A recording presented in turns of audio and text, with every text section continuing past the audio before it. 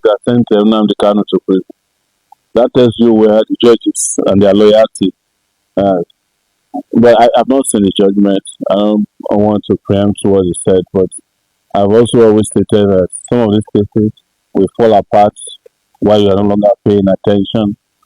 And when the people who are being prosecuted play the right ball, maybe Abba Kyari has joined the APC, who knows? The Nigerian justice system has once again been thrown into the massive spotlight of public scrutiny, and this time the controversy is incredibly intense. It revolves around a deeply polarizing judicial decision that has left many citizens questioning the true scales of justice in our country. Just yesterday, the internet was completely set on fire by a powerful statement from the human rights activist and former presidential candidate, Omoyele Sowore.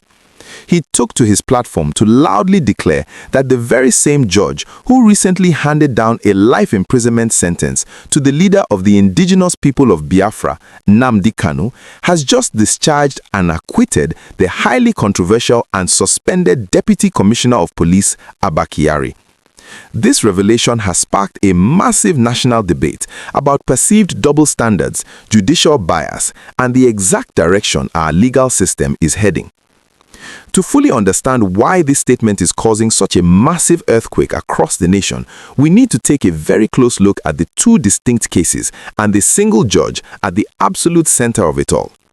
The man wielding the gavel in both of these monumental cases is Justice James Omotosho of the Federal High Court in Abuja. Let us first rewind a few months back to November of 2025. Justice Omotosho was the presiding judge who convicted Nnamdi Kanu on multiple terrorism-related charges. During that highly dramatic trial, Kanu actually lost his temper, openly accused the judge of severe bias, and even shouted that the judge did not know the law. Because of this unruly behavior, Justice Omotosho ordered Kanu to be thrown out of the courtroom before delivering a crushing life imprisonment sentence. The judge stated that although the offenses technically carried the death penalty, he chose life imprisonment out of mercy. This decision led to massive outrage from Kanu's supporters, who felt the trial was politically motivated and completely lacked substantial evidence. Now, fast forward to March 5th, 2026. This exact same judge, Justice James Omotosho, sat in his courtroom and delivered a completely different kind of verdict for suspended Super Cop Abba Kyari. Kyari, along with his two brothers, was facing a 23-count charge filed by the National Drug Law Enforcement Agency, accusing them of failing to declare massive assets and hiding the origin of several luxury properties located in Abuja and Borno State. However, Justice Omotosho completely dismissed the charges. He openly criticized the prosecution, describing their case as incredibly watery, completely lacking in substance, and filed in bad faith. The judge went as far as saying it was deeply baffling and quite unfortunate that a man who had served the country so bravely by handling dangerous assignment would be rewarded with such ridiculous and baseless charges. With those words, Abba Kyari and his brothers were completely discharged and acquitted of the asset declaration charges, although Kyari still has a separate ongoing drug trafficking case before another judge.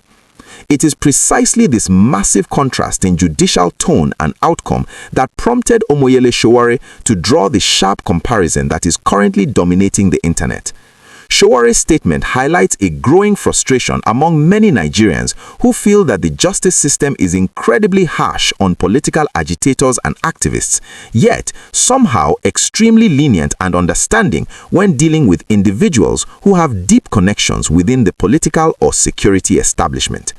The optics of sentencing an activist to life behind bars while praising and freeing a disgraced police officer accused of massive financial concealment by a federal agency have created a perfect storm of public anger and confusion.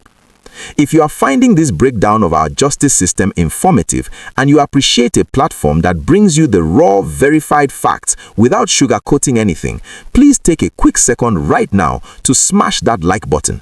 Liking the video is the absolute best way to ensure this crucial national conversation reaches the screens of millions of other patriotic citizens who deeply need to understand what is happening in our courts.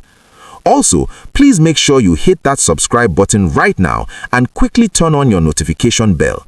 We depend entirely on your amazing support to keep bringing these vital, honest updates directly to your screen every single day. So please ensure you join our growing family as we continue to expose the truth.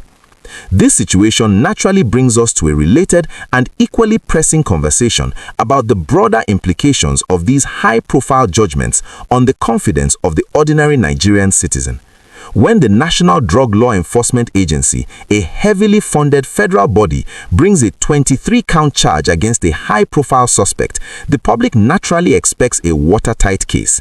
Yet, the judge described their investigation as shoddy and miserable.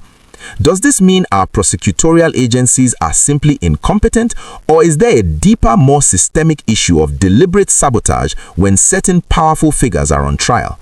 Furthermore, considering the heavy criticism directed at Justice Omotosho after Kanu's sentencing, where he was accused of doing the bidding of political masters, does this recent acquittal of Abba Kyari validate claims of judicial bias, or is the judge simply following the strict letters of the law based on the evidence presented before him?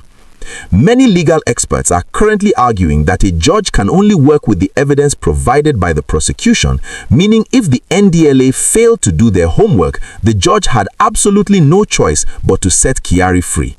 On the other hand, critics argue that the system is entirely rigged from the start, ensuring that cases against the elite are intentionally poorly investigated so they can easily be thrown out in court, while cases against government critics are pursued with absolute ruthlessness and maximum penalties. This brings up a very important question for everyone watching this unfold. Looking at the life imprisonment of Nnamdi Kanu compared to the discharge and acquittal of Abba Kyari by the exact same judge, do you genuinely believe the Nigerian judiciary is operating fairly and independently, or do you agree with Sowore that there is a glaring, undeniable double standard in how justice is served? Moreover, what do you think this means for the future of the NDLEA's remaining drug trafficking case against Abba Kyari? Please take a moment to drop your honest, highly detailed thoughts in the comment section below, because your unique perspective is a highly vital part of this crucial national conversation.